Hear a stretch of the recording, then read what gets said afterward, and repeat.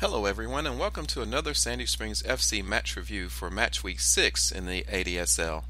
This week the Eagles of Sandy Springs had a challenging away trip down to Atlanta as they faced Atlanta Juniors 2 at their home ground at Maynard Jackson High School, nicknamed the Asylum. Having a slow start to the season, the Juniors have really come on in the last few matches, including an astonishing 7-3 victory over league leaders MOBA Upper 90, and they've also advanced in the Parent Cup to round 2 after defeating a tough KSA 18 squad. There were a lot of new faces in the Juniors 2 squad, and they are gelling quickly as a team. Now they face Sandy Springs FC, who are the current league leaders, winning each of their first 5 matches and only giving up a total of 3 goals in all competitions. Sandy Springs has also advanced in the second round of the Parent Cup competition. With 2 informed teams, it's all set up to be the marquee matchup of the weekend in the ADSL for match week 6. There was a lot of expectation of an exciting match, and these squads did not disappoint. Almost from the kickoff, there were threats at both ends, with Sandy Springs first to threaten with a close call from their forward Rory Pratt. On the cross, however, the Juniors goalkeeper expertly cut out the threat. At the other end, Sandy Springs goalkeeper Sergio Cavillo was pressed into service after good approach play by the Juniors. The low cross that came in eluded the Sandy Springs defenders, and the shot was just saved by a last-gasp effort from the informed Cavillo in goal for Sandy Springs. The replay shows that but for the hand stuck out to stop the shot by Cavillo, the Juniors would have had an early advantage, but the game remained scoreless at that time.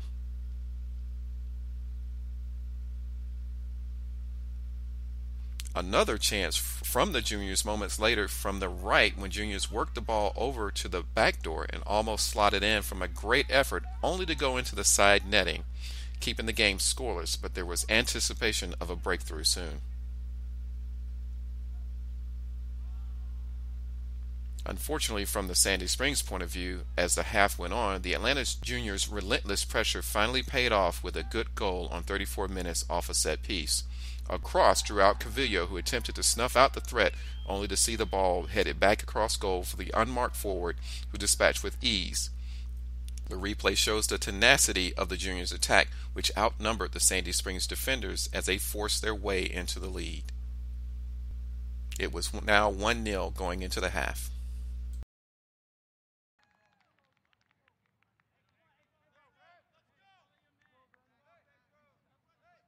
The second half started with the same frenetic pace as the first, with both teams pressing but Juniors getting the better chances. Here Cavillo is forced into a double save, as first he snuffed out the chance from the right, then had to reset and follow up with another save as his defenders struggled to clear the ball, a problem for them much of the day.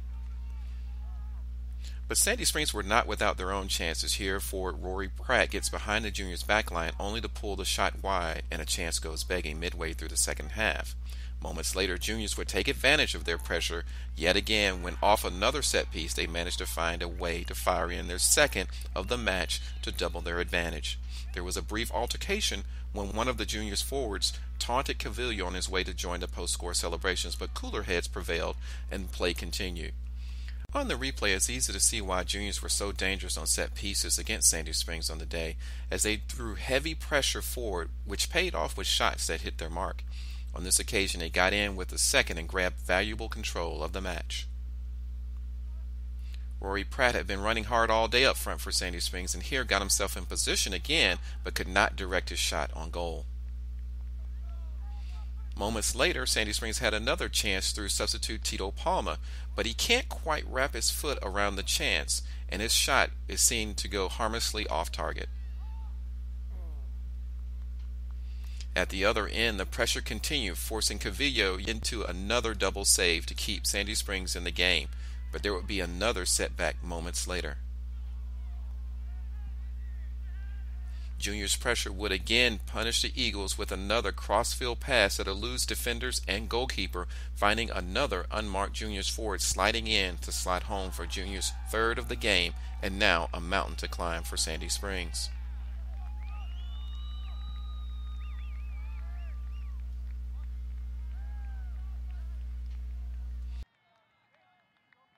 Perhaps with the desire to get forward from Sandy Springs at this time in the match, they were left a little thin at the back as the juniors' attackers took full advantage, easily sliding in for the third and all over for the match. The full whistle would blow shortly later, and juniors now have defeated 2 #1 teams in as many weeks. Atlanta Juniors coach Mickey had some words on the famous victory. Well, Coach, a really good result for you today. Thank you.